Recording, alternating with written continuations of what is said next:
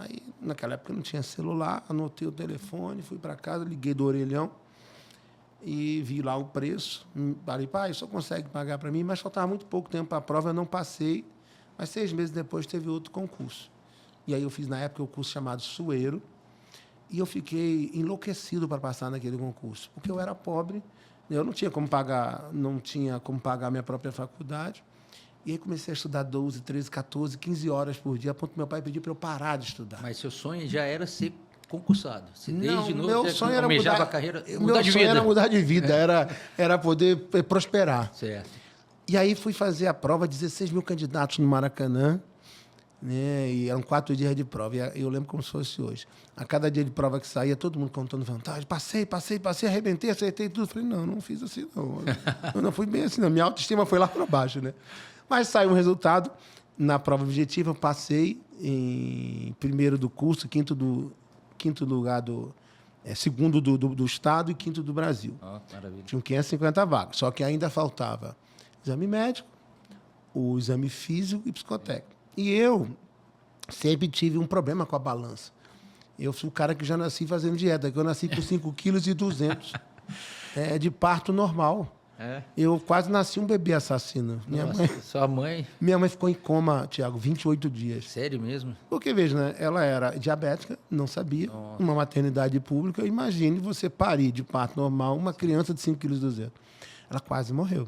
Tanto que eu tive mãe de leite e tudo, mas graças a Deus eu não fiquei com isso na minha conta, né? No meu armário não ficou esse esqueleto. E aí fui fazer o psicotécnico, aí foi um problema. Por quê? Ela me presta essa folha aqui. Ela me deu uma folha, papel ofício. Não vou escrever nada não, só mostrar. E assim, desenhei uma árvore. Aí eu desenhei uma árvore, só que eu não desenhei o chão da árvore. Aí eu não sabia. Se você não desenhar o chão da árvore, até hoje é assim. Você tem algum problema psicológico. Aí ela falou, esse rapaz tem algum problema. Mas se você tivesse me pedido para desenhar uma árvore aqui, a gente ia saber se eu tenho ou não, porque eu nunca fiz esse... Porque aí você tem que botar o chão. Se você não colocar o chão, tem algum problema. Aí ela me deu outra folha, com uma mancha vermelha. O que é isso? Eu falei, parece sangue. Aí, pronto, tendências homicidas. E aí eu tive que repetir uma série de exames. E naquela época... Hoje o posicionamento do Supremo Tribunal Federal é bem tranquilo. Naquela época não era assim. Então você era reprovado mesmo psicotécnico e acabou. A parte psicológica não era levada muito em consideração. Não. E aí o que acontece? Passou, eu fui fazer o teste físico. Eu sempre fui gordinho. Então você tinha que correr 2.400 metros. Deu para correr no tempo. Desculpe. Você tinha que fazer flexão, tranquilo. Aí tinha o abdominal e a terrível ou a temível barra. Sim. No abdominal, eu estava querendo tanto, Tiago, eu sabia que aquilo ia mudar a minha vida, porque com aquilo eu ia conseguir ir para a escola de especialista aeronáutica em Guaratinguetá, eu ia me formar sargento, eu ia conseguir com um soldo pagar minha faculdade. E aquilo ia mudar a minha vida mesmo. Que eu nem li o regulamento direito. Como é que era o abdominal? Você ficava deitado com as pernas encolhidas, um soldado para cada candidato, e você tinha lá 2 minutos para fazer uma quantidade X de abdominais. E todo mundo começou, em 1 minuto todo mundo alcançou a pontuação máxima, inclusive eu. Todo mundo parou de fazer abdominal, menos eu. Eu continuei os 2 minutos. No dia seguinte eu nem mexia a barriga de tanta dor que eu tenho, porque eu queria muito aquilo. Para minha sorte, a psicóloga não estava naquele dia lá, porque se ela tivesse, com certeza, ela teria me reprovado. Imagina, todo mundo parou de fazer abdominal, só o maluquinho, né, que continuou lá fazendo. Mas isso foi o que me salvou. E aí eu conheci o meu anjo da guarda. Por quê? Porque eu fui fazer a barra e só consegui fazer uma. Precisavam fazer 3. E aí eu fiquei triste lá no cantinho. Falei, poxa, meu Deus, não consegui tudo. Não tinha força da gravidade, não teve. Você é um cara pesado para fazer barra, é muito desafiador. E aí, meu anjo chegou. Era o sargento que estava comandando a prova. Meu filho, vem cá. Você sabe que pelo regulamento você precisava fazer 3 barras. Você só fez uma. Sim. Você sabe que pelo regulamento você está reprovado. Mas eu vou lhe passar. Eu matuto. Falei, o que o senhor quer em troca? Nada.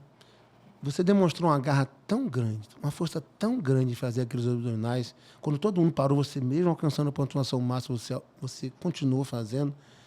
que você tem a garra que a aeronáutica precisa. Perfeito. Não é a ausência de uma ou duas barras que vai inviabilizar a sua carreira. Mostrou a sua vontade de conquistar aquele seu objetivo, né? Isso para questões das Forças Armadas é importantíssimo, é mais do que a prova específica, é você demonstrar que não desiste.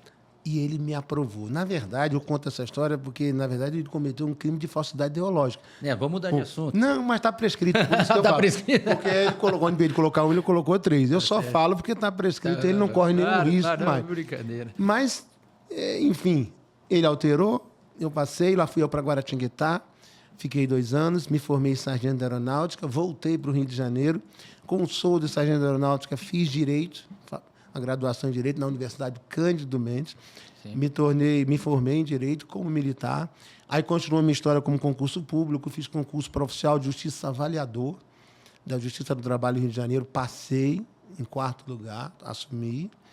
E depois, em 2001, eu passei no concurso para o Ministério Público do Trabalho. Perfeito. Não tinha vaga no Rio, fui parar no Recife. E assumi lá como procurador do trabalho junto à PRT da 6ª Região. Pelo visto, você que é um especialista em concurso, em provas, né? A prova mais difícil que você teve na sua vida foi a física, então, né? E isso te motivou tanto que você acabou tendo que trabalhar essa parte de prova o resto da sua vida, ensinando até pessoas a passarem em concurso. Então, olha só, a seu medo ali atrás, talvez, de ser reprovado numa prova, que no caso ali foi física, foi uma mola que te motivou para o resto da vida ficar inserido nesse meio. A minha necessidade acabou virando o meu propósito, né? Exatamente. Até minha mulher, há pouco tempo, deu uma palestra muito legal chamada O Propósito da Dor. A minha dor, a minha necessidade me fez depois transformar num propósito. Aí passei no concurso, fui para Pernambuco, e aí o que aconteceu? Eu sempre tive na minha cabeça que quem tem uma opção não tem nenhuma. Quem tem 2 tem uma, quem tem 3 tem 2. Eu sempre achei que eu tinha que ter mais de uma possibilidade, né, de obter recursos. Então, eu comecei a dar aula de Direito do Trabalho, já era procurador, comecei a dar aula de Direito do Trabalho e Processo do Trabalho. Aí escrevi 7 livros, eu tenho 7 livros na área jurídica, inclusive tem a CLT, livro de Direito do Trabalho, Direito Material, livro de Processo do Trabalho. Comecei a escrever por quê? Porque naquela época se vendia muitos livros, então passou a ser uma outra fonte de renda. Também palestrava, só que eu viajava muito. E aí Michele reclamava bastante. Pô, Renato, você não para, final de semana você está viajando o tempo todo, não tá equilibrando com a família. E aí foi quando, em 2009, eu falei, vou montar, então, um curso no Recife para parar de viajar. Não adiantou nada, eu continuei viajando até mais do que eu viajava. Mas aí o que aconteceu? Naquela era foi o que você tinha para ficar em casa, né? Poder... Eu já tinha uma experiência muito grande com concurso, por já ter passado pelos concursos, claro. E também por já estar dando aula em vários cursinhos. Eu nunca dei aula em faculdade, porque o cursinho sempre pagou bem mais do que faculdade, então a minha especialização era fazer a pessoa passar, ser advogado, ser juiz, ser procurador, ser analista, ser técnico, ser auditor fiscal. Você sempre teve essa facilidade, eu te conheço há muito tempo, de comunicar, né? De ser uma pessoa que gosta de ensinar, de estar sempre atento a isso. Você não tem... A gente brinca aqui, que a gente vai falar sobre um assunto daqui a pouco, que você, de tímido, você não tinha nada, né? Você nunca teve nada de timidez. Não. Eu sempre acho que talvez... Não é muito bom a gente falar de nós mesmos, né? Mas eu acho que talvez a minha melhor qualidade seja a comunicação. Perfeito. Eu gosto muito, tenho muita facilidade. Né? Tem até um amigo, Jefferson, que fala, que é meu amigo e parceiro, Renato, você é o Silvio Santos do direito. Rapaz, eu só falta a conta bancária, né? Ele mais, entendeu? Você é uma referência nisso. E aí o que aconteceu? No final de 2008... eu resolvi montar o curso e aí eu fiz uma loucura. Eu vendi tudo que eu tinha. Tudo, gente. Tudo. Eu tinha acabado de comprar um apartamento. Fiquei morando no chão, num colchão com a minha mulher. Vendi carro, vendi tudo. Peguei adiantamento de direitos autorais, juntei um dinheiro bom e montei o curso. Sim. Né? E era uma casa horrível, Tiago. Era um lugar velho. Era uma coisa que a pessoa falou, não faça isso, Renato. Todo mundo foi contra. Até a minha mulher. Claro que ela foi contra, mas quando eu decidi, ela me apoiou.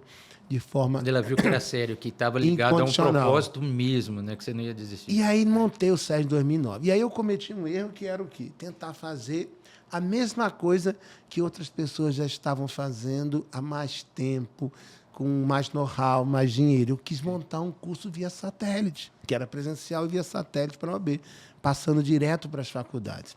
Veja que situação. Na época, você tinha o LFG,